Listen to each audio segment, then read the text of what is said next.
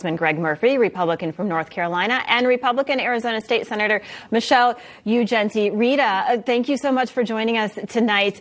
Michelle, I want to start with you. We're seeing more and more disturbing images of children at the border at overcrowded migrant facilities. You know, as the media is starting to capture the dire situation, even the left media, as the surge of migrants, they're coming to the U.S.-Mexico border, but it's only getting worse. And VP Kamala Harris, right back in 2019, she slammed the Trump administration for migrant facilities. Watch this. We've got a person who has put babies in cages and separated children from their parents.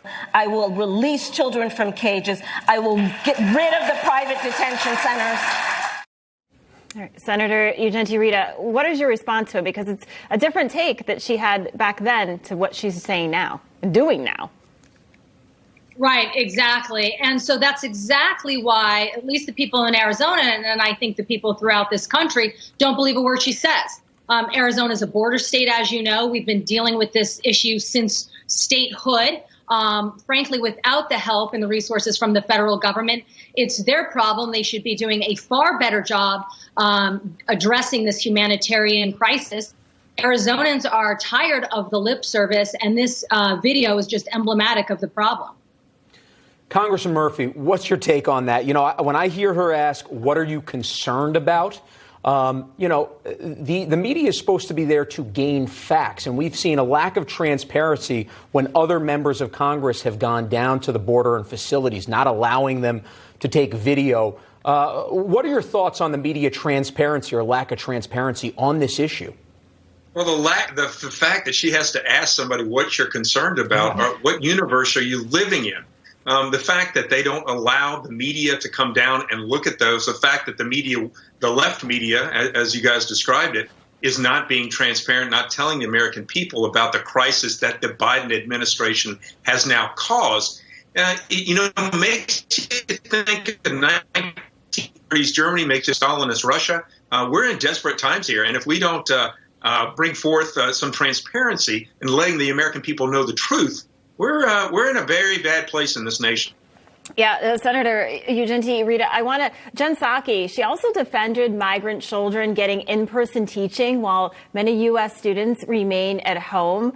I want to get your take on that because I know a lot of parents in San Diego are upset. So we can't open the schools, but we can open our borders and allow these teachers to go and as she said, volunteer their time to go teach in person, to teach these children who came over the border illegally.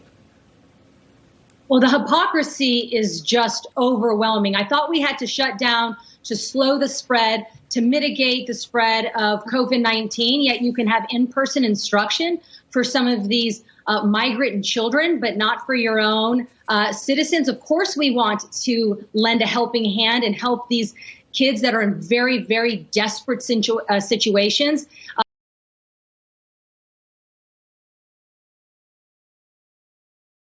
But at the same time, we have to recognize just the sheer hypocrisy of treating the migrant kids differently than our own kids here in the United States.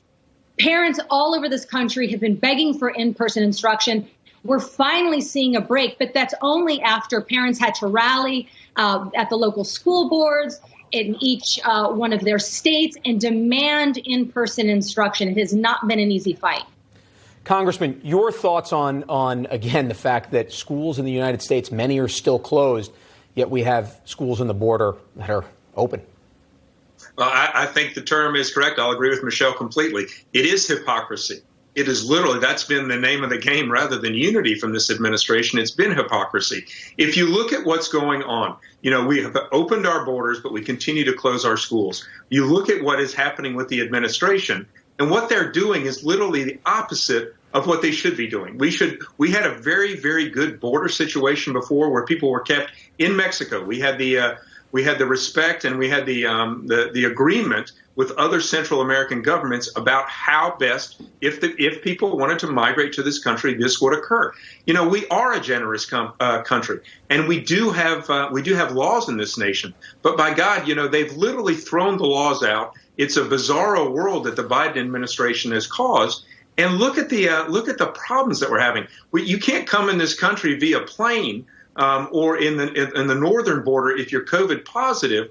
But if you're COVID positive in the South, it doesn't matter. It doesn't matter at all. And, talk about hypocrisy and double standards. Yeah, no, you are right. I want to quickly switch gears here. Congress is preparing for a heated battle over the way Americans vote, with the two parties set to clash over the Democrats' proposed H.R. 1 bill. GOP members are calling it a partisan power grab. Michelle, I know you wrote an article for the Washington Examiner.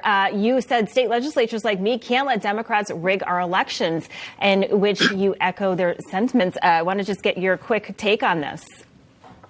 Well, look, what this bill does is disenfranchise hundreds of millions of Americans systematically within one fell swoop if this bill were to pass.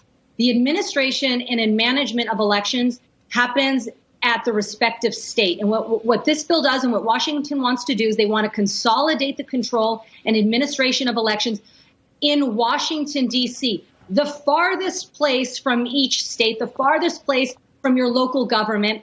It's absolutely a power grab, and the American people need to recognize it for what it is. It has nothing to do with running secure, transparent, fair, and efficient elections, and everything to do with legalizing cheating, which is the provisions of this bill.